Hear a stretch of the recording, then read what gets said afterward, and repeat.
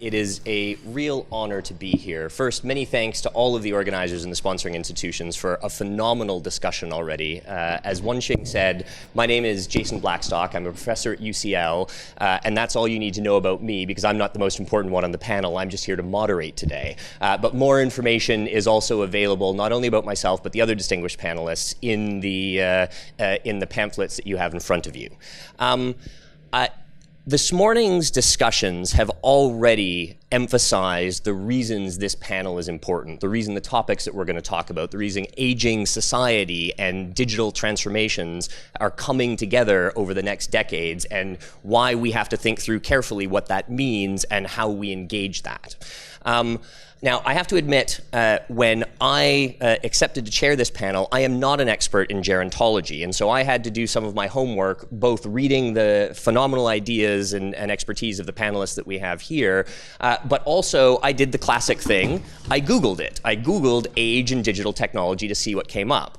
And one of the first things that came up for the videos was the recent congressional hearing where senators were interviewing CEOs and senior executives from Google and Facebook and other digital giants in the US. And the reason it came up is the images scrolled first through the members being interviewed, the executives being interviewed, who were all somewhere between their 30s and their 50s, depending on the company. And then it scrolled across the panel of senators interviewing them, who generously were in their 60s and 70s and 80s. And then it showed one question.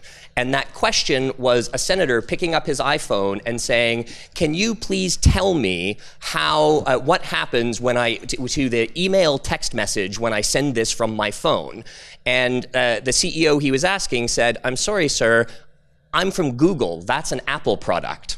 And while this was a joking, it was meant to be a joke, their summary of that Senate hearing, it actually captured some very serious issues that we've been discussing today. The fact that the lived experience of individuals using digital technologies is not necessarily reflected in the way digital technologists or people designing those technologies are thinking it through. And the discussions that we're going to have here today really are getting into that question of how are these technologies being designed? What's driving, what's behind the design process? And how does that link into the types of technologies that we will need in order to more successfully address the digital divide or the digital opportunities available for our aging populations. It really struck me when I was looking at the statistics, not only for individual countries, but globally. Since 1990, the number of, the population of individuals over the age of 60 has doubled from 500 million to 1 billion people today. And in the next 30 years is expected to double again. That is easily the biggest numerical and percentage growth of any part of the demographic population around the world. So it emphasizes the real importance. The structure of this panel for the afternoon is going to be first having each of our distinguished panelists give about 5 to 7 minutes of introductory comments so that you get a deeper flavor of the ideas that are already presented in the program pamphlet.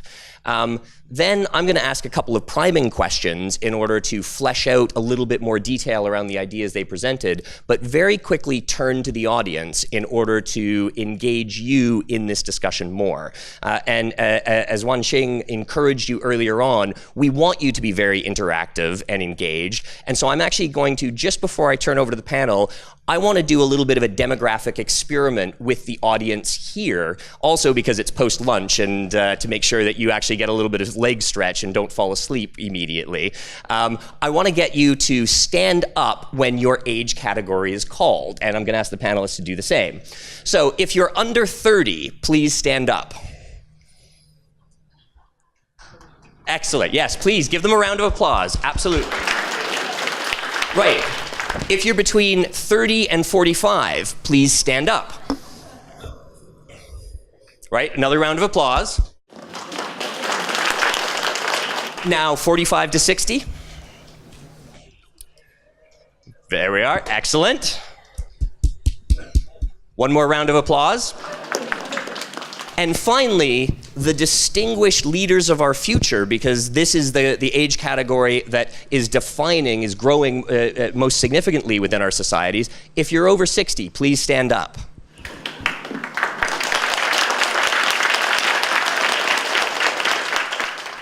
Now, of course, whatever age category you're in presently, we're all hoping that we're going to get over 60 and then over 70 and over 80, and we all have colleagues, families, community members who are in these different categories. So I wanted to start out this way to get you thinking about your own experiences with age, because that's really going to help you relate more to what our distinguished panelists are going to be talking about. So without further ado, I'm just going to ask the panelists to go in the order that they are in the program, and I'm going to ask Professor Yeh-Liang from the Department of Mechanical Engineering here at Yangtze University in Taiwan to start off presenting his thoughts for about 5 minutes. Please. Okay, thank you. Good afternoon. Again, my name is Yeh-Liang Xu Yeh-Liang. I'm from Yangtze University. In addition to the professor of mechanical engineering, I'm also the director of German Technology Research Center in Yangtze University. And the title of the panel is Overcoming Population Aging Challenges with Digital Technologies. And before this workshop, I was requested to write a solution proposal, 1 page, 500 words to save the world.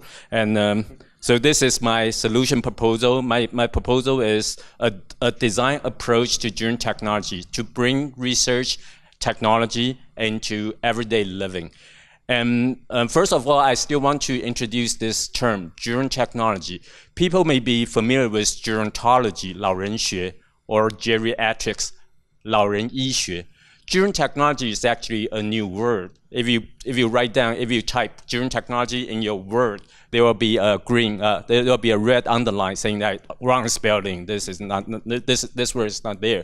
German technology in Chinese is 老人福祉科技 or 乐龄科技, and actually this term was defined in 1991 when the first International Congress on German Technology was held in Eindhoven, Netherlands. And so they defined this term German technology. And in 1997, the International Society for German Technology was established.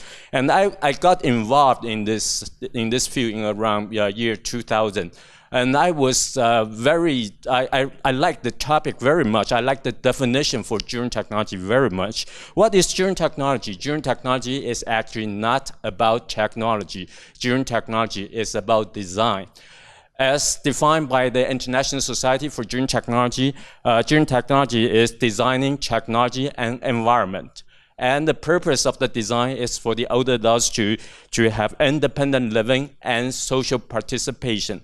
I like the social participation part a lot better. And and this is also a design for human, design for people. So this is a very interesting, very good field. And the scope of German technology include health, housing, mobility, communication, leisure, and work.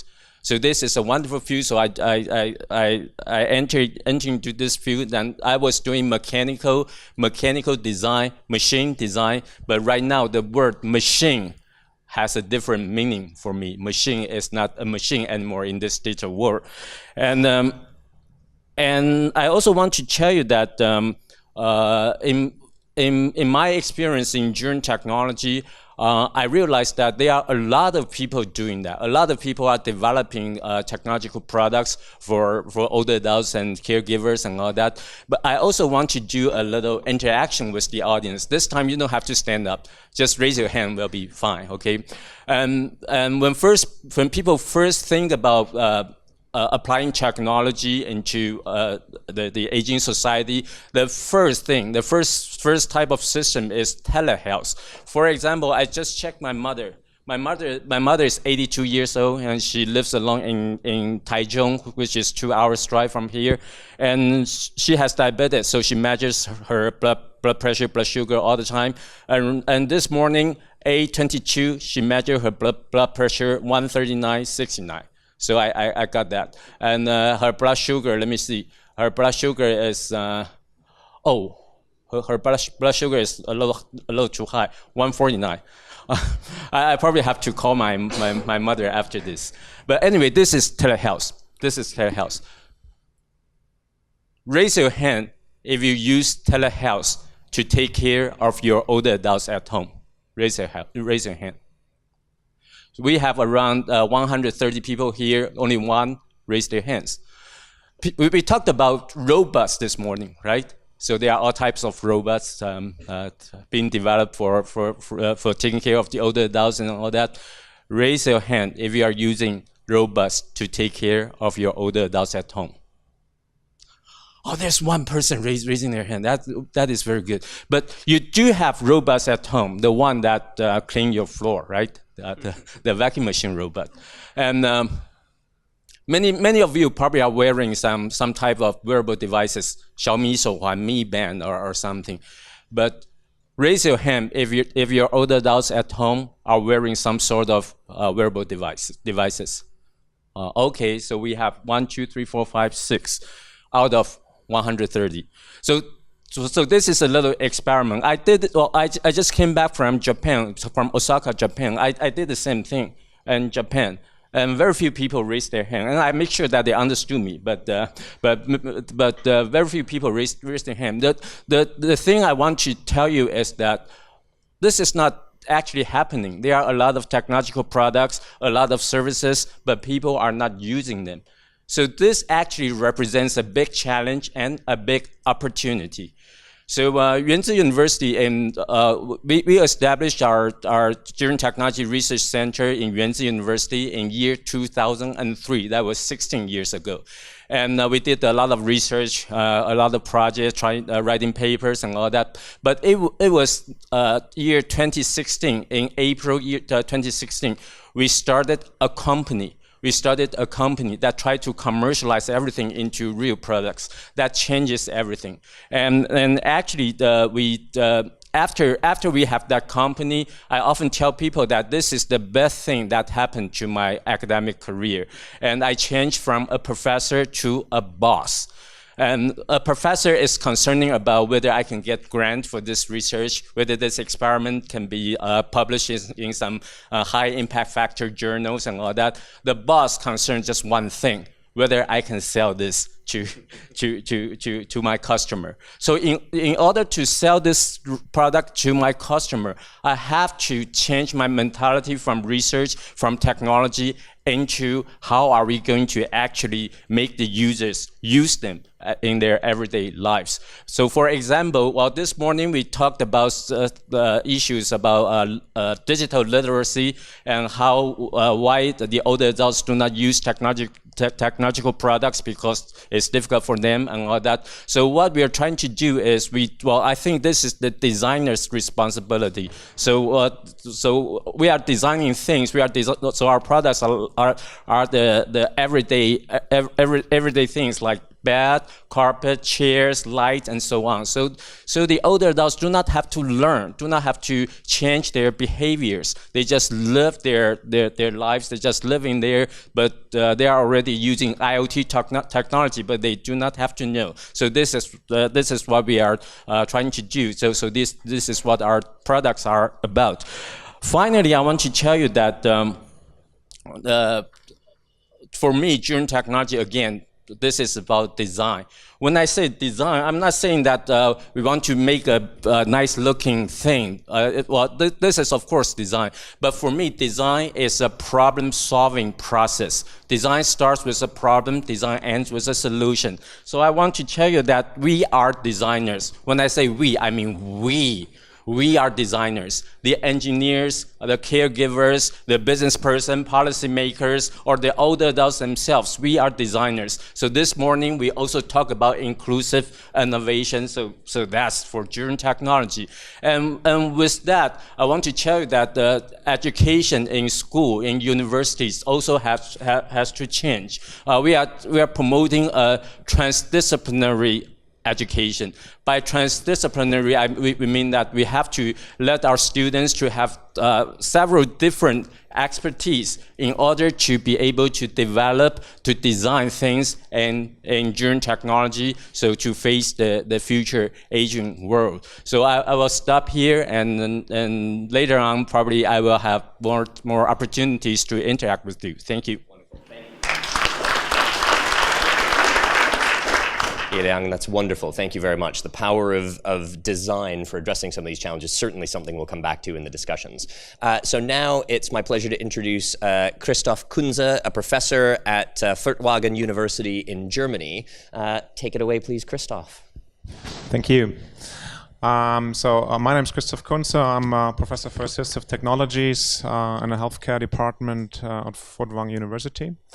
And I've been asked the same questions, so to provide solution proposals for this panel overcoming aging challenges of technologies. And I do believe that technologies can provide a lot of opportunities to improve participation of older adults. But I think when we are thinking of digitization and aging, we also have to think about the challenges that technological change imposes to aging and older adults. So about the new challenges that we have in this field. And this was what the first solution proposal was about.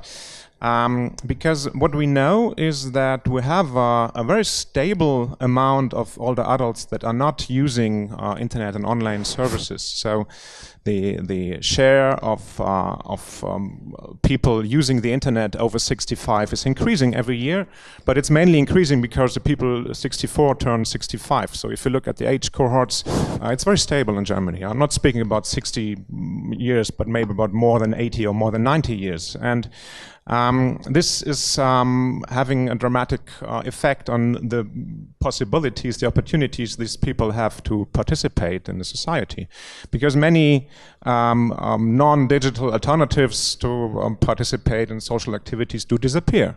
So there are many things that are not existing anymore. You don't have any printed schedules of trains, for instance. You don't have printed encyclopedias, and so on. So we need to have a look at this participation of older adults in the digital world. And this is especially important because if you look at this population, you see that it's in addition to that, it's not equally well distributed. So the people who are not using the internet are usually people who have lower educational level, lower social economic status. So we are replicating disadvantages there. So inequalities, and that's a problem. So the concern here is about the digital literacy, but not digital literacy of children in school, but digital literacy of elderly persons and how to improve that. And this is, of course, something that we have to look at. We have very good experiences with initiatives that try to provide real-life experiences, online training, training with online services at the community level. So you really have to engage with persons there to promote their interest in this kind of technologies and to provide experience opportunities, like spaces where you can experience new technologies. And I think that this is a very important topic if you want to overcome this digital divide that we have here. And the second solution proposal that I was speaking or was writing has to do with how technology affects work at the community level. I found it very interesting that Dennis Snower spoke about recoupling digital change and the social domain, and I think this is what is very important there. Because digitalization, mainly in the last time, has led to a stronger individualization of how we are and what we do, and is not that much understood as a tool for community work, for instance. So if you look at the way community workers doctors work, at least in Germany, it's more or less the same way that they did 20 years ago. So they may have a web page, but they don't really use new technologies to engage people to interact with each other.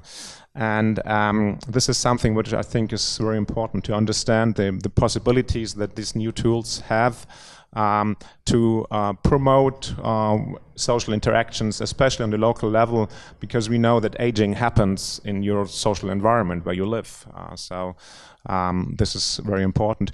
And again there, and this is probably the link to what Mr. Su said, it's the same thing. We need to have like a participatory design approach at the local level on how a neighborhood, how a community, how a municipality wants to use this technology in this context, and what actors should participate in that process and so on.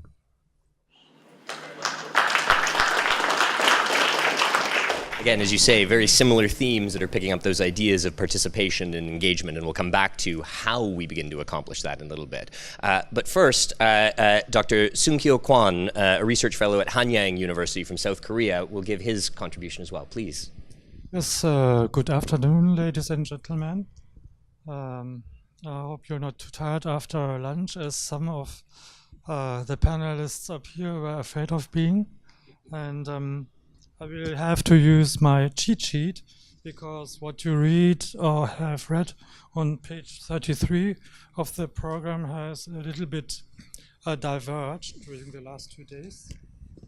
And since Dr. Blackstock and Dr. Shu have already posed questions to the floor, I would first like to ask, if you do not use a smartphone, would you please stand up?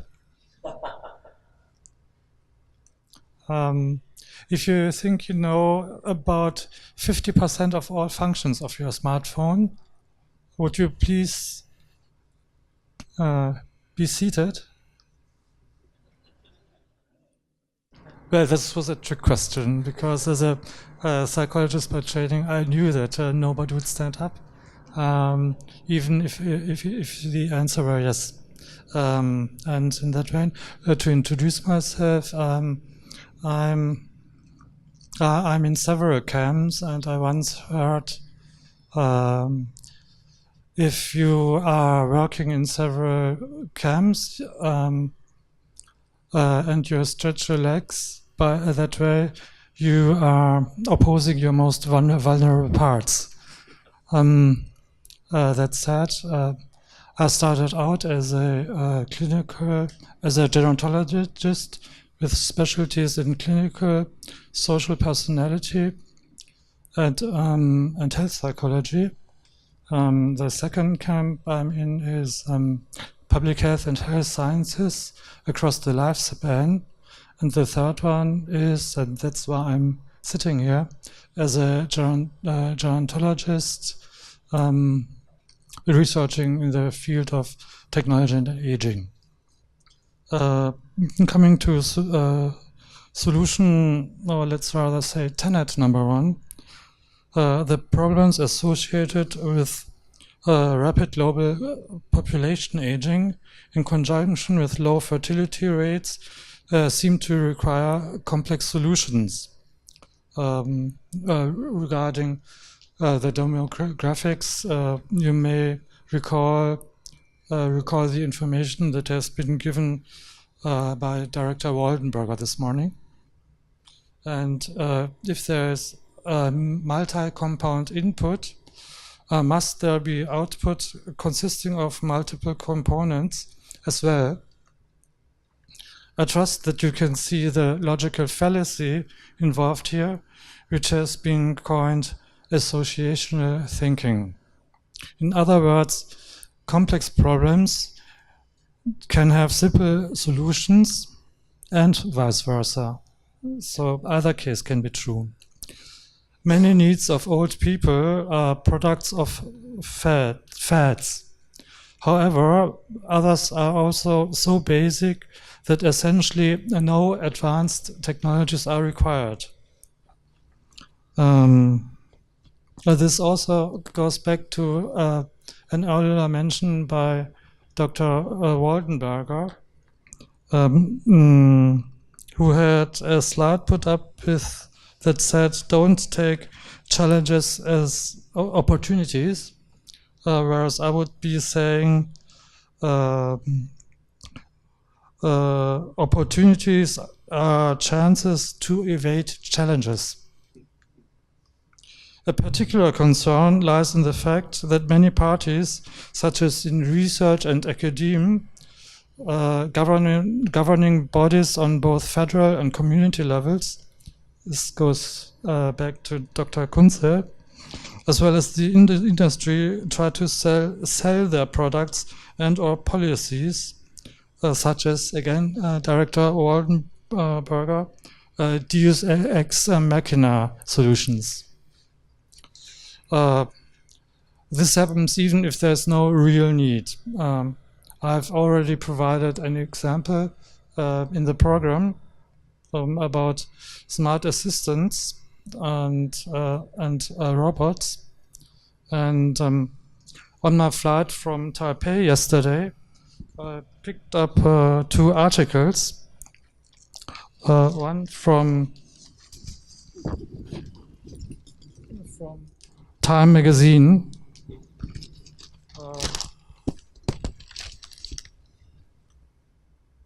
It's almost brand new, came out January 28th, the day before yesterday.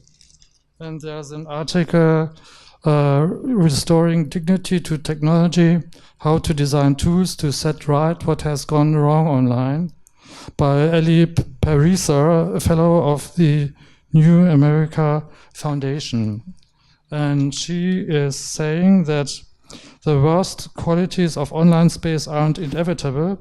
They are a natural result of a lack of human dignity. And citing another scholar, to be treated with dignity is to be seen and accepted for who we are, to be treated fairly and given the benefit of the doubt, and to be offered independence and accountability. Online spaces fail us on these fronts. And she's giving the pertinent evidence about this. And well, that way dignity really goes down the drain in advanced developments, in particular online technologies. Secondly, I picked up an article from the New York Times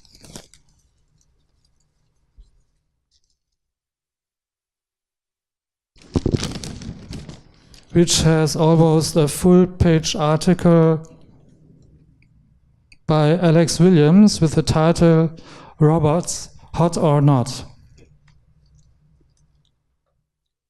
And the title itself basically says it all. Alex Williams discusses development as well as the pros and cons of technology, especially robotics, pertaining to sexuality, so-called digisexuality. Can this be moral? Can this serve lifelike surrogate functions? And must even the perspective of the technology per se be a matter of concern, since the debates about technology of very, very advanced technologies becoming self-aware are a really, really hot topic, not just in the philosophy of technology, but also, say, in neural networks research. Therefore, to evaluate technology, the following perspectives are needed: a machine-based view, a purely human viewpoint, and the technology-human interaction. And to get to solution, again, tenet 2, old can be gold. The prolongation of life is virtually a worldwide phenomenon. You all know about that. Please stand up if you do not know about that. See, you all know, but you don't stand up. This is how psychology works. Given the ever-increasing numbers of mature adults, their qualifications, including time-stable skills and long-standing expertise in a wide array of areas, are being embraced in all different strata of society, a topic that has also been discussed in a number of talks this morning regarding the older workforce. With changing demographics, perspectives need to change, both on the individuals and on the side of geotechnology, be it products or services or both. From the consumer recipient's position, we can readily observe that cutting-edge technologies have mushroomed in the so-called silver market. And I guess the term silver market goes also back from your institute with Florian Kohlbacher, who's been the most eminent scholar using the term. However, not only wise use of innovative tools and gadgets is called for, it must be thoroughly appraised whether they suit the wants and needs of different age cohorts, that is the X, Y, Z generation and the millennials, which is what I meant when I wrote in your program the soon to be old, the ready to be old, the already old, and the very old. And actually there are also, technically speaking in gerontology, the very, very old, which are more or less equivalent to the oldest old. Secondly, very persuasive evidence exists that about off-the-shelf technology being fully sufficient for most adults' needs. Please do not stand up if you only use the phone and a texting function of your phone. Once again, I rest my case.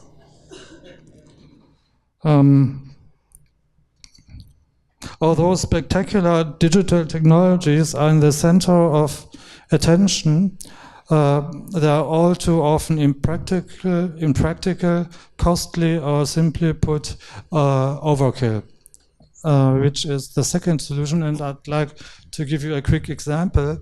I've conducted research in 2011, and this is the reason why I always carry at least a second phone with me, because due to the trickiness and faulty programming of the Android system, I have been incapacitated in communicative terms once for even a full month. And the phone that I usually carry with me is this one, which isn't available anymore in the market, and I bought it for about $30. And I challenge you that 80 to 90% of this 6-year phone is all that you really need of the much costlier phones, like the $1,500 iPhone or the $1,200 Galaxy Note 9. And now the Galaxy Note 10 is going to come out. My very first phone, Samsung is celebrating its 10th year of smartphone production this year. Used to be this one. This is the Galaxy One.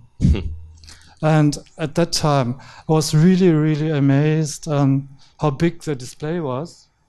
And I only got this out of my my cabinet a couple of months ago, and I was surprised to see that it's basically the same size as this one 6 years ago. Sunkyo, thank you very much. But to add a last sentence to this, you really, it's not only that old is gold, it's really regarding technology, it's very, very often not the latest fashion and fad that you're needing in terms of information and communication technology. And I think that raises quite an important point that you've been raising throughout, is the fact that the technologies need to be suited in the end to addressing the needs of the users, which has really resonated across the entire panel. Yes, and this also addresses another problem by the talk that was delivered for Minister Chen, who said that training and education is needed. And I see another problem there, because technology essentially should be self-understood. And it really isn't. This is why I was posing the question in the first place. Do you believe that you know about 50% of your smartphone's functions? And I was really thinking I myself would, but I had to find out that I didn't. And this is why I acquired, you can see this from a distance, one of the first Korean state licenses for smartphone instructors. Wonderful. Thank you very much. At this point, I want to ask a couple of questions of the panel in order to flesh out some of the common themes that they've been talking about. But I also want this to use this as an opportunity for you to start thinking about not only the questions that you're going to ask the panel, but what you're going to take away in terms of the responsibilities of your organizations, of the communities that you live in, of your engagement with the issues that we're talking about. So the first question that I'm going to put to the panel, and I'd like each of them to reflect on it a little bit, and I primed them ahead of time, is with the theme of design being quite important, and design not only including the technologists and the scientists sitting in the back room, but actually directly engaging with the end users to have a deep understanding of the social challenges, the individual challenges, the community challenges that they're addressing. Who's responsible for that? Is this the responsibility of the individual designer or the CEO who was a former academic or still an academic but starting their own company? Or is it the responsibility of government to encourage that somehow, whether it's local government or federal government?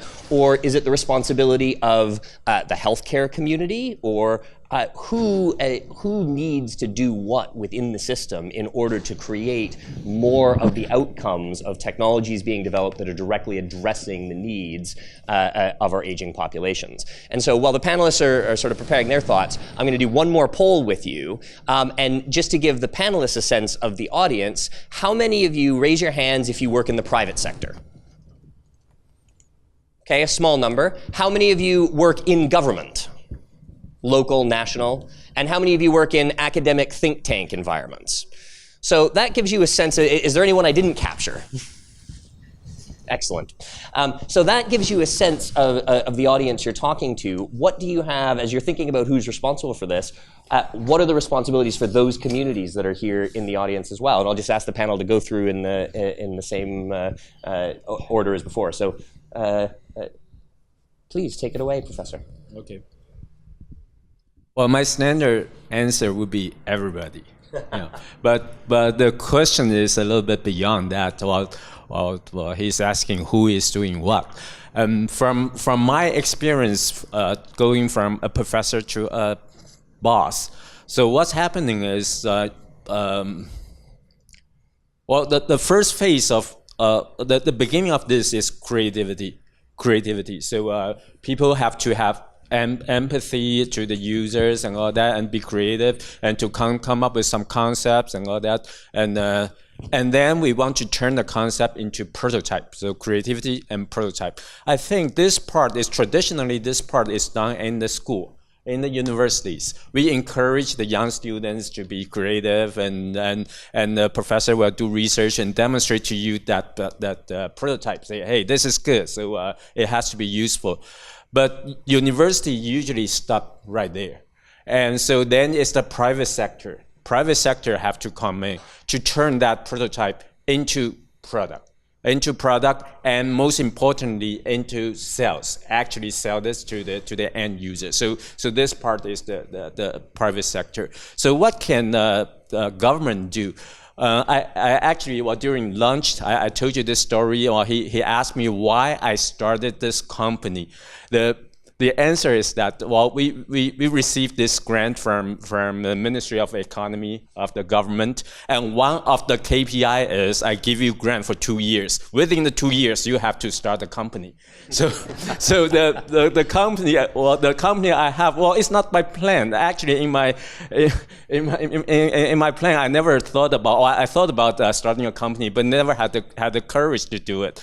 And the government have made this policy, or you have to make this a real thing. So you have to start a company. So I think that's what a good policy can do, to actually encourage people to go into this business, to turn the prototype into products, and all that, to encourage people like me to face the challenge, to go out of university campus, to really turn the research, the prototype into products, into sales. So I think that's my answer in terms of what university should do, what the private sector should do, what the government should do. So Yeh-Liang, just in terms of that cycle, where is the engagement with the end users in that? Is it in the university? Is that where it's typically happening these days, or is it in the private sector? How do we, the concept of having the human in the center of the design is very much a part of this broader theme we're talking about here, but it's also come up numerous times in the panel. So I'd love to hear where that's been in your process, and it definitely links to the social innovation that Christoph's been talking about as well. Yeah, well, that is another good question. I have to, when I talk about this, I tend to go on and on and on. I have to watch my time. So, well, first of all, in the development phase, when we do this creativity concept and all that, we did a lot of interaction with the older adults and all that. To actually, the word is to empathize with them. It's not to find the needs. It's to empathize with them. What they really want. Will they use this product and all that? So that is the in the beginning, we have to, before deciding whether this is a good concept, we have to interact with our users. The other part is when this product is finally out. So we do a lot of user experience trial. We do a lot of field tests and put them in nursing homes and all that. Actually have the older adults to use them. Yeah, for example, one of our product we call the whisk carpet, 天才地垫. We call it whisk carpet that can put on the floor, so that when the older adults walk in the room, we get all the motion and all that. We felt that is good until we install everything into the nursing home. We realized that there are a lot of problems we didn't know in the real scenario. Yep. So that is the second part. We have to be closely interact with the end users. The engagements at both parts of the innovation cycle there. Right. So Christoph, how does this link? You talked about social innovation and the importance not just of having the technological component, but actually the engagement in the social context and making sure that the technologies are actually integrated into the whole part of life. How does that fit with your vision of, or your in your mind, this technology development pathway, and who has what responsibilities in that? Well, first of all, I would fully agree with what Liang said. So it's very important to have this user-centered view and perspective in the design process of technologies and processes and so on. But I would add an additional aspect to this view is that when you look at non-adoption of digital technologies in healthcare, then it's not only the interaction between users and technologies that plays a role, which is often studied in user-centered design, but also organizational aspects and the wider legal framework and political context. So in healthcare and in social care as well, we're in a highly regulated market. So you don't just sell products because users like them. So you have to understand organizational barriers and barriers coming from the healthcare system. And this makes it a lot more complex, of course. And I think what we need there is, one thing is a legal framework that encouraged inclusion We spoke about the GDPR this morning. I think GDPR was very powerful in the way in which it's reframed how internet companies are providing their services. And we need similar things for accessibility, for instance. So in Germany, it's completely legal to have websites and services that are not inclusive. So this is, of course, one of the things. I think legal frameworks that would encourage more inclusive society would have a very direct effect on products and services provided by companies.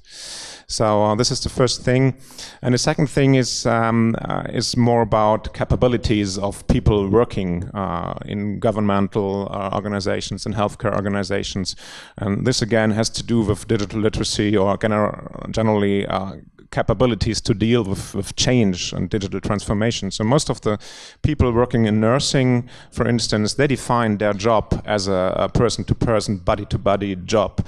They don't want to work with technologies, but they get new roles. So they have to counsel their clients about how to use technologies. They have to use technologies as tools in their working life. So they need the capabilities to do so. And this is probably the most important thing for me, is to develop this competencies that you need in this field. Christoph, thank you very much. And Sunkyo, one of the things that really stood out in your solution proposals that we've chatted about is the human-to-human component, and that technology in many ways, particularly in dealing with healthcare and an aging population, is as much about mediating the relationship or enabling the relationship, just as Yeh-Liang was talking about, the idea of having these connected devices so that you can connect to your family is actually quite important. What do you see as being, where do you see responsibility for that lying in terms of driving the technology development processes? As you well point out, it's not about the latest and best gadget of the iPhone, but technologies that have been around for 10 or 15 years still can enable that if deployed in the right way. Who's responsible, and where do you see the gaps right now in driving that deployment to address those needs more effectively? Well, the answer to this is very easy, and but the problem lies in how to do that. In that regard, I completely follow suit with Dr. Xu and Dr. Kunze. Everybody's responsible. And now we get psychological again, because if everybody is responsible, nobody feels responsible. That phenomenon is being called diffusion of responsibility. And there's no central governing body or any other kind of agency that has really the power to enforce that. To give you an example, I was once conducting web accessibility research, and it turned out that 80% of all governmental websites in Korea were not accessible according to WAI standards. And I also did this for select institutions abroad, and at that time even the White House wasn't completely following accessibility standards. But who would step on their shoes? Who would tell them what to do? And another big problem is the main players are obviously the industry and research in academia, and the lag between the two is just so tremendous. The industrial developments change like every day, every other day, every week, and it takes 1 month to half a year to 1 year to 2 years to 3 years to get good research published. So an ideal model is, for instance, that of Dr. Xu, who's both an academician, a researcher, and at the same time a businessman. The problem with this is, I know quite a few other colleagues in this regard, is that those businesses are usually SMEs, and you know very well what problems SMEs in what field, whatever they're working, are being faced with. Wonderful. Thank you very much, Sunkyo. And indeed, the challenge that each of you have posed is, yes, everyone's responsible, but everyone has important roles to play within the system, and often the connectivity between them, between academia and business and the policy enabling frameworks can have significant lags in them. And since you posed the question, who's in research, who's in private business, well, the take-home message would obviously be, if you're in private business, look what research is doing. You can get your products evaluated. If you are, for instance, designing apps or designing technology for the disabled, turn to the researchers to get those evaluated according to the scientific, very rigid standards, which brings you the best of both worlds. You get the publicity, and you also get the quality seal of approval from science that it really works. And if you're a researcher, you don't want just your research results end up as a paper, but if it's not basic research, you want something practical come out of that. This is where you have to turn to the industry. It's as simple as that. And the importance of those of practical ways of bridging between those communities, and even having whether it's programs in the innovation system or whether it's having entities that do that boundary spanning role to make it easier, because it's often hard for SMEs to find the time to engage with academia and vice versa, given all of the pressures. And actually, Director Chen had earlier raised the concept of public interest innovation, which is something I'll talk about in my panel when I'm a participant in the next one. So I won't talk too much about it now. And we could continue to go back and forth all afternoon, continuing to talk about these ideas. And indeed, I've got more questions to ask, but I want to open up the floor now. We still have about 40 minutes left. And I want to make sure that you have opportunities to ask questions and get the takeaways that you need, that you think are most valuable for the different environments that you're working in. So I'd like to take a first round of questions now, if we have some, maybe 2 or 3 questions, and give the panelists a chance to respond to them. So does anyone have a question they'd like to throw to the panel? First gentleman over here, please. This is Roger Cole. I'm from National Taiwan University. Just now, in our panel, especially Professor Kunz, if I didn't pronounce your name well, please forgive me. You mentioned about a very important problem in the so-called, overcoming the aging problems in our society. And you mentioned about the digital gap. Yeah, I think digital gap is a very important issue in the aging population, because elderly people usually are not used to this kind of ICT technology, and you mentioned about this kind of digital divide. But this digital divide is talking about the accessibility problem. So, but I realized that in the digital time, we have another kind of digital gap. And this is a kind of a digital gap that between so-called people who control the data and the people who do not control data. And then also the divide exists between those people who own the knowledge and the skill to design a system, say, and who do not have this kind of technology and the skill to design the system.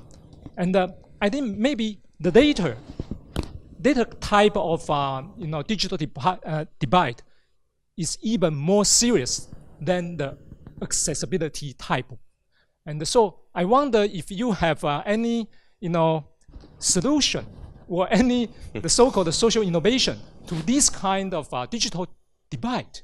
And I think this kind of digital divide will get worse and worse, and it even could create some kind of social inequality or economic inequality, and that's the type of digital divide I'm worried about. Yeah. Okay. Roger. So I would like to ask if 3 of you can all answer this kind of question. Okay. Roger, thank you very much. An incredibly important issue. Can I ask for a couple more questions, please? First of all, thank you for all of the impressive idea. And I'm Yuan Po. I'm working for AECOM. I think I'm the few of the private representative of the private sector. And I'm responsible for the digital transformation for the mostly the built environment. So I'm quite also familiar with the topic of you mentioned before. And I would like to ask a question. It's not exactly a question. It's kind of like my thought from different perspective about this topic, because most of the idea in the comment are talking about how we can achieve the aging, to overcome the aging challenge with the digital transformation. So we talk about digital literacy and how to make the elders to use digital technology. But from my perspective, I'm a bit afraid of that. This will might cause the kind of like isolation about the elder people. For example, I very appreciate the Professor Xu's the application about the mobile phone to check the health. But for me, it's like I kind of like worry about is that this kind of application become an excuse for the people who do not go back to their house or hometown to see their parents. For me, it's like, because it's actually the story of mine. So I actually travel a lot, and last month I just found that the number of times I fly through my hometown is more than that I actually be in my hometown. So, and recently we have a lot of like communication software and social media, so I can probably make sure like my parents lives very well, so that gradually become my excuse to go back home. So if we can, in the future, we can virtually see them, know their health condition, is that become another issue about the aging population? Thank you. Thank you very much. And we'll take one more question before, please, sir. Oh. My name is Greg Hong from Chaoyang University, and I would like to ask the panelists, please, could you please comment on the issue of privacy? For example, there's a website called Insecam, INSECAM, where you can see a lot of unprotected images, not only street images, but also including images from homes and all that. So there's also another instance, I don't remember the name of the product, where you wear this gadget when you jog, but that device reveals where you take a jog. So that reveals, for instance, some military bases, that kind of thing. And that would also probably happen when a lot of these technologies are deployed into the homes, and especially when these people, including the senior people and also people who take care of them, they may not understand the privacy implications of these devices, and also how the companies are collecting these devices. How are they going to be used? For example, are they going to be used like how Facebook collects our information? Could you please comment on this issue? Thank you. Another very easy question on privacy to deal with. And Professor Hugh, as you were reading your mother's statistics, it does raise those questions about privacy and how available that information is. So the three questions on data control and ownership and the power asymmetry that's potentially built into the digital world, the double-edged sword of could the digital world be more of a double-edged sword in terms of creating more isolation rather than the human connectivity for aging populations, and how do we deal with privacy within this? Who would like to tackle which ones to begin with? Yeah, well, maybe I can go through all these three questions, because all these three questions are actually related. First question is about digital divide or digital literacy or technology acceptance and all that. Actually, this is a very, very old issue, and people have been discussing that. I'm the editor-in-chief of this journal, Journal Technology. Maybe half of the papers are discussing that, how to overcome this and all that. But I myself feel that first of all, we should be more respectful to the older adults. They are capable. So, for example, the older adults in Taiwan, most of them are able to use their mobile phone to get on some sort of social media. People are in this Line group. There's a saying, 没有 Line 没有朋友, no Line, no friends. So people are able to use that. So actually, we shouldn't have this stereotype that you cannot do this and do that. But one important issue is the behavior. It's not whether they can do this. It's probably they don't want to do it. Yeah. For example, before 2007. Nobody is doing this. iPhone came out 2007. So when you invented a technological device, you are not just inventing this device. You also force the users to come up with some behavior. So in many occasions, it's not the older adults do not want to do this, do not want to learn this. It's they don't want to change their behavior. This behavior never existed in their life. Why do I have to do this? If I don't have enough motivation, why do I have to do this? And so the second question is about telehealth. If I check my mother's statistic on the mobile phone, so what's going to happen? I don't go to see her. And actually, very often I tell this story of mom Xu Mama, that's my mother, and. What's happening is when I actually right after this session, I'm going to call my mother to ask about her blood sugar, and my mother would be very happy. My mother would be very happy that her son calls. Yeah, and so she would be so happy. I imagine when she measured her blood pressure, blood sugar in the morning, she would like, oh, let's go higher. If the measurement is normal, the son will not call her. And when I call her, so this thing, well, if we use telehealth to connect patients and medical doctors, this is strictly health. This is strictly health monitoring. But if we connect older adults with children, family members, and all that, so this become interaction, this become care. So I have more things to talk to my mother. Otherwise, I will say, "How's the weather today? Did you eat?" Then I don't have anything else to say. So I have more to discuss with her and all that. So this turned from a technological product into something connecting me and my mother.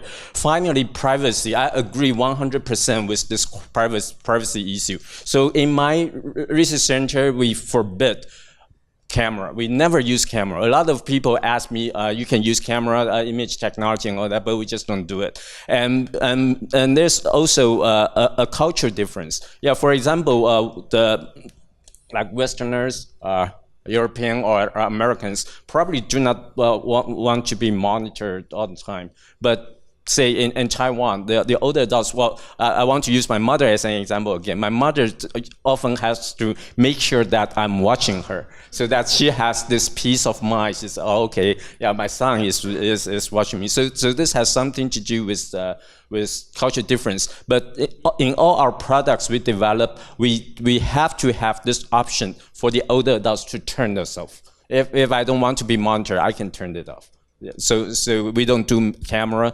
The older adults has the right to turn it off. That is, of course, all those internet security things. We follow the standard protocols and all that. But in addition to that, these are the two principles we have.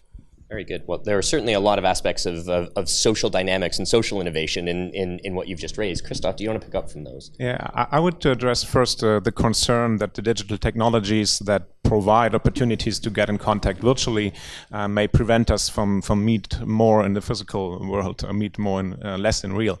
The experience that we have from projects indicates that this is not the case, actually, because staying in contact in a digital way increases the feeling of being connected. It increases awareness of what the other people do, and it provides opportunities or opportunities for being in contact. So, for instance, many elderly people report that they do not want to call young persons because they're always busy. So you never know when it's a good time to call them. And any kind of technologies that helps me, messengers or status or something like that, to find a good time to meet or to call someone is providing a benefit there. So I would rather say that we are missing a lot of opportunities to increase social interaction because we do not use this technology. For instance, most care homes in Germany do not have internet access.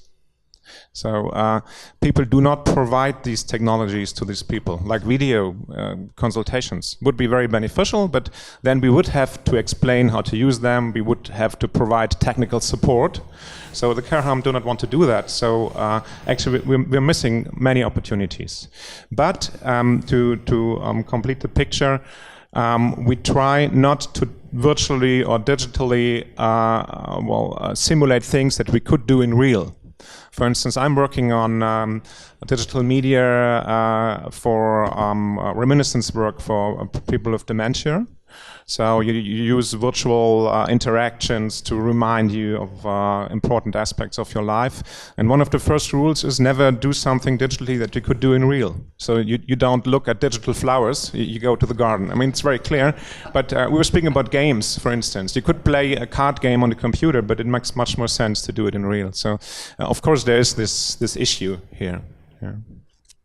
And concerning privacy, maybe this is also an important thing, but the examples that you gave, I think that are problems of IoT devices or internet devices generally. And they're not specifically related to elderly persons. So, of course, there's a high risk of security threats in these technologies, and I think we have to be aware of that.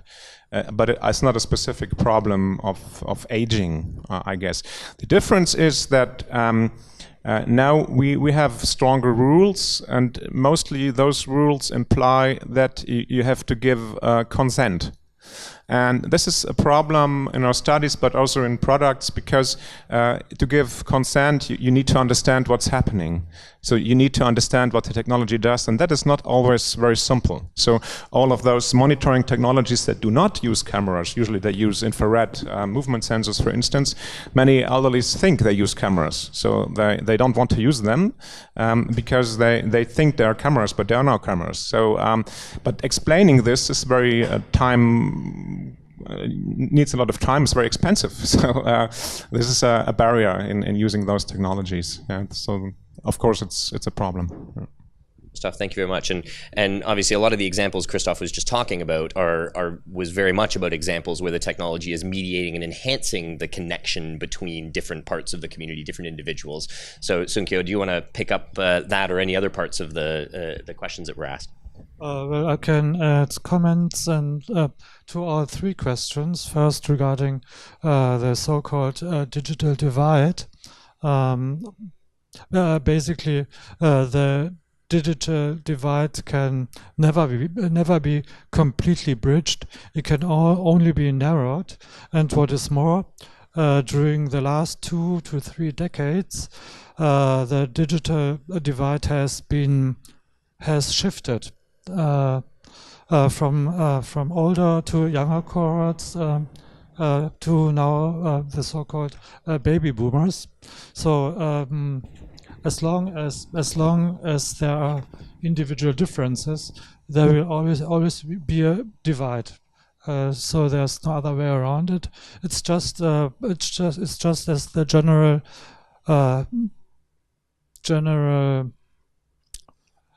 dilemma of technology and aging per se.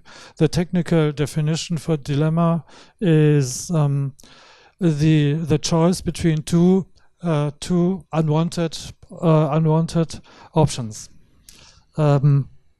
First of all, there's design for all, which would clearly be bridging, but this is really an elusive concept. There's no way that there's an inclusive design that doesn't exclude someone some way. Regarding telehealth and monitoring, well, the best way to do this would be, of course, to keep it unobtrusive, to make the people being tracked feel secure, unobserved. But this is also an unsolvable problem, because for the scenario that Dr. Kunze was describing, you just cannot obtain informed consent. You don't know how and what a cognitively impaired person is feeling. So we are really faced with a moral dilemma, with a moral issue here that can't be easily solved either. And regarding privacy, what many people are not aware of, in addition to technical flaws that can arise, that I told you at the beginning of the session, is that once you start using your smartphone to the fullest, you run into the danger of what I have called the so-called 5S, or this is so long I have to look it up myself.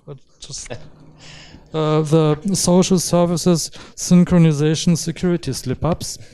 I conducted research on this, and people unaware of doing so were either using Foursquare, KakaoTalk, which is similar to WeChat in China, or WhatsApp in Europe, and then My People, which is another messenger app in Korea that's now defunct and could be compared to a messenger app like Viber or Telegram. And it happened that the private information automatically synchronized with KakaoTalk in 15.3%, with My People in 7%, and with both in almost with almost 40%. So people were unwillingly giving out information that they shouldn't have.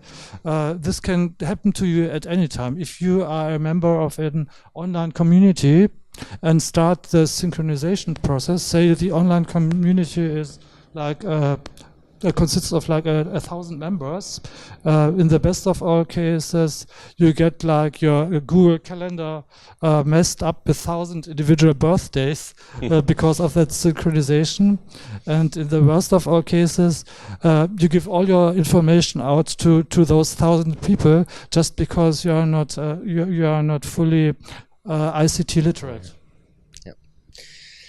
Definitely challenges with how the design of these systems work. One thing that when you were raising that question about the digital divide and how it changes over time, it does make me wonder what happens when the millennials, who we think of as being digital natives, get to be 70 or 80 years old, and the AI native generation or whatever is going to come next is developing technologies which is going to change. Actually, current stats are suggesting that the now middle-aged to older aged cohorts in the in most Western countries are far more computer literate than like the XY generations. Absolutely. Because those have been brought up with mobile devices, whereas the baby boomers have been socialized with PCs.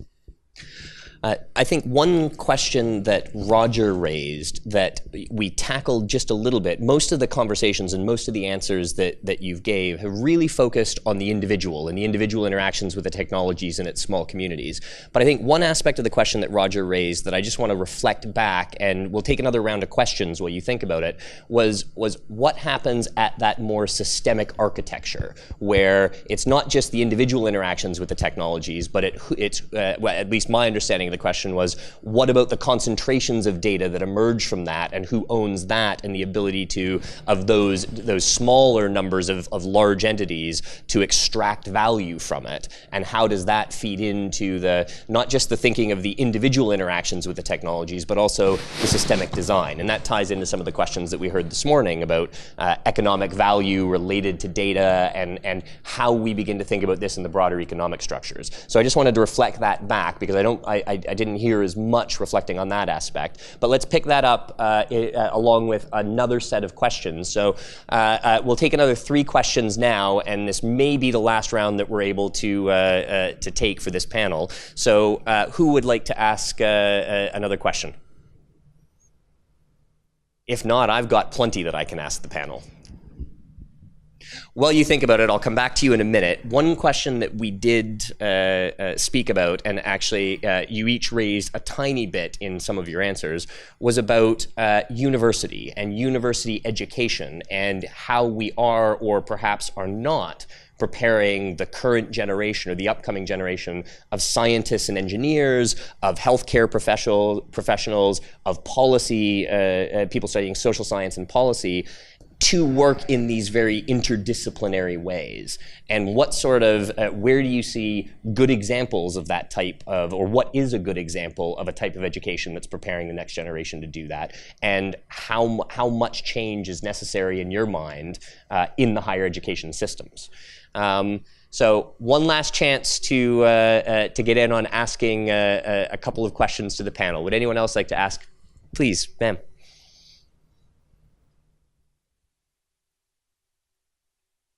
Good afternoon. My name is Eva Yue. I'm from Digital Transformation Association. When I see this subject, overcoming population aging challenge with the digital technology, we have heard a lot of discussion from different perspectives. But from my experience, I sometimes think that the most problematic subject is the business model, because even we have already overcome the challenge of designing maybe user-friendly device or technologies for aging people or for normal people to use digital technology in their daily life. But somehow, there's no business model to motivate them to use continually and to generate revenue for the business people to sustain their business. So somehow this initial uptaking technology is subsidized by the government or by nonprofit organization. If life insurance service provider can support financially the long-term use, they might be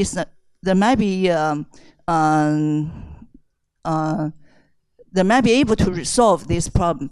But I'm interested in knowing from our panelists from your perspective, how would you think the digital technology can be adopted and can be used in the long run for the benefit for both sides, not just the challenge of technology, but the challenge of long-term sustainable business? Thank you. Very valuable question. Thank you very much. Sir.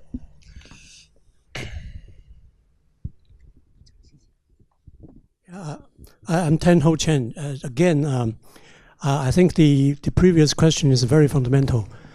The key concept is not only we have to think of the application of the technology, but also the advancement of the technology. If we don't have a business model, we don't have a sustainable framework, then we just use maybe one shot of that demo, then it's over. Or if we stay with the old technology, which is not maybe not business sustainable, and also perhaps you just make the whole industry left behind from other service. Thank you. Thank you very much. Any last questions? Please, Michael at the front. We'll take this one last question. Hi, Michael Fang from SkillsFuture Singapore. We've been talking about helping the older segment of population to get in touch with digital technologies. I think that there's another opportunity, which is to use digital technologies to redesign the nature of work, so that the older population can continue to be gainfully employed for a longer period of time. And I would like to hear your thoughts about that. I mean, an example would be, say, in the security guards. For the if the individual is able to monitor the use of CCTVs instead of patrolling, then they could work for a longer period of time without suffering backaches and sprained ankles. So I would like to hear your perspectives on where are those opportunities for you to use technologies to actually help the aging population to stay employed for a longer period of time. Thank you. Wonderful, Michael. Thank you very much. So we've got 10 minutes left, and I'm going to ask you to pick the questions that you want to respond to, from dealing with the more systemic issues of data, to university, to the questions about business models, to Michael's question about eliminating retirement would be a different way of framing that. Possibly not what he meant. I'm putting words in his mouth, but these are all issues that very much link to the things that you've been talking about. So, and any concluding remarks that you'd like to add, and we'll go in reverse order this time. So, Sunkyo, if you'd like to start, and then you have about 3 minutes each. I somehow lost concentration, so I'm not quite sure whether I'm addressing each of you correctly. What first came to mind, I think this went your direction, was my experience with IoT, which has been for which definition has been given as a refresher this morning by Dr. Tsunami as goods and services to people who need them at the right time and the just right amount. And my personal experience with one piece of IoT, a smart assistant, is that I recently changed phone companies, and it came with a smart assistant comparable to Google Home or Sirius or what have you, and I really couldn't make out what to do with it. I can control the room temperature by myself. I can look into the refrigerator for things that I need and that I do not need. I can turn on and off my alarm clock by myself. What do I need a smart assistant for? And then when I really needed it, like play me some kind of music that I can't remember, or turn on a certain video channel, then this thing wouldn't just understand me. And it was built by one of the largest Korean telecommunication companies. So there's really much to do in this regard. And regarding the older workforce, I already addressed this at the beginning of the session, which reminds me of the sociologist Matilda Riley, who very strongly suggested to keep old people in the workforce as long as possible, and this really is feasible even for strenuous physical work, with the use of robotics, exoskeletons and the like. One issue that we have to face is, and you even witnessed this today, I don't think it's any different in Taiwan. In Korea, you have lots of taxi drivers who were CEOs for companies with up to 1,000, 5,000, 10,000 employees, highly educated people with master's and doctoral degrees. And since the aging pyramid is just inverted, we have to cope with this in a way that unless you know of a better solution, but the older people get and the older they keep on working, there has to be a compromise has to be made in terms of the qualification level they'll be working on. Wonderful. Sunkyo, thank you very much. Christoph. Okay, I would like to address the question about the business models. I think it's a thing that we work a lot in all the projects. We're asked now to provide business models in research also. I think there are two things which are important. First is I was working in medical engineering and medical technology before I came to this field, and there's a lot of industrial interest and a lot of corporations and industries providing new products. And now in nursing technologies or elderly care technologies, there's only very few industry partners who are willing to invest in this topic. And that is because these sectors are underfinanced. So as long as we do not provide the resources that are necessary for nursing or care, there won't be any market for technologies for these sectors. This is quite sure. So that's the first thing. And it's not that there's not the idea of a business model, there's just not the financial resources, probably. And the second thing is, I think this was the most interesting thing for me in the Society 5.0 talk this morning, was that they are thinking of deregulation or regulatory changes that are necessary when you have new technologies. And I think this is really the thing to do here. So markets are extremely constrained by regulations, and the reimbursement schemes are quite complex, and very often you have to change the regulations when you introduce new technology, and this happens very slowly. So I would say that the best thing would be to give more flexibility or responsibility to smaller structures to decide on their own how to change the rules. So one thing is to give responsibility to local municipalities, for instance. We know where that happens. For instance, in Scandinavia, municipalities have much more responsibility for social security systems. They are much more flexible in using new technologies within their services than in Germany, where it's strongly regulated. And the second thing would be to have instruments to try out new things. For instance, in Germany, we have a funding scheme. It's called the Innovation Fund in the healthcare system, where you can. It's like the sandbox maybe we had in the Japanese system, and this really helped a lot to understand how business models could change. But it's not only business model; it's a regulatory framework that has to change. So that's the thing, I guess. And one sentence to the question whether the academia and education is targeting these problems. That's a very important thing, I guess. When I look at the nursing study programs or health science study programs in Germany, in most of them, you won't find any lecture subject related to digitalization. You will find information literacy, of course, because this is a part of scientific working, but you won't find digital collaboration or things like digital problem solving and so on. So all these creative aspects of using technology are dramatically underrepresented, I guess. Yeah. Thank you very much, Christoph.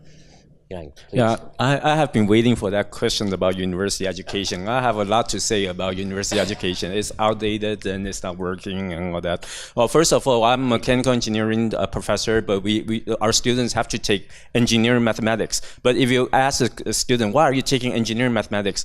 The student will answer to you, this is a required course, so I have to take it.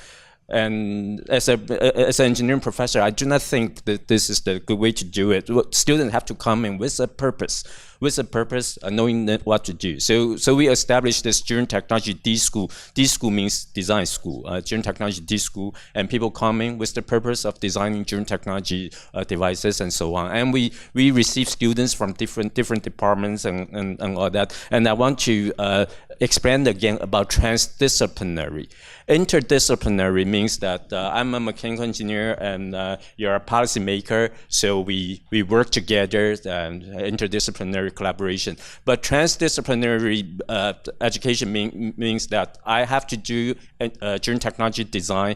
In order to do that, I have to know engineering, I have to know ICT, I have to know some business, I have to know things like dementia, chronic diseases, and all that. So this means transdisciplinary education. So the traditional disciplinary do not work. So we have to create this D school, and so for students from different departments, their common language is design. We all want to design something, so we can still work together. I'm not a business expert, but I cannot resist to reply that business model question, because I have a company. If I have a good business model, we will be making good money. And I agree 100% with the two of you about in Taiwan. Well, this happens a lot. The government will provide grant to do some sort of project, but after the project, after the grant is terminated, nothing happened. Nobody is using anything, so nothing happened. So this is just no good. Government subsidy is no good. And for business model, well, the core thing about business model is who pay for it. And in order to answer who pay for it, the question above that is who gets the value. Who gets the value out of this? So when we talk about this, we often think the users are the older adults, but for me, the users are the caregivers. The caregivers gets the value, and the caregivers are usually the person who pay for this. So when we design our devices, when we sell our devices, we have the caregivers in mind, and for the older adults, do not have to know how to use this, and we try to help the caregivers to give them value so that they can pay for it. Hopefully, let's say 1 year later, if you still see me and you can ask me whether this business model works. If it works, our company will be very good. We'll look very forward to having the answer to that question. Yeah, thank you. Given the rich discussion that we've had, I'm afraid we're out of time because we're just we're very quickly. On a quick technical note, well, I'm preaching to the choir. The difference between multidisciplinarity and interdisciplinarity. Multidisciplinarity, that's a tongue twister, refers to different disciplines working in parallel towards a common goal, whereas interdisciplinarity... Let me suggest let's pick this up in the break with people who'd like to follow up on that, because we are at time. So given I can make this very brief. Multi for the universities and inter for the businesses. Thank you, Sunkyo. Given that there has been such a rich discussion, I'm not going to try and summarize everything, but I'm going to ask 3 things of you. First, we have a half-hour coffee break now. Take the time to come up and follow up with these distinguished panelists on their ideas and have conversations. Take advantage of having them here. Second, we skipped over, because there was so much to talk about, we skipped over the tremendous backgrounds and ideas that's in the pamphlet that you have in front of you. So I would encourage you to look at the program. It has the tremendous detailed bios of all the things that they have accomplished, as well as more information on their ideas. And third and finally, please join me in thanking them for all of the value that they've shared.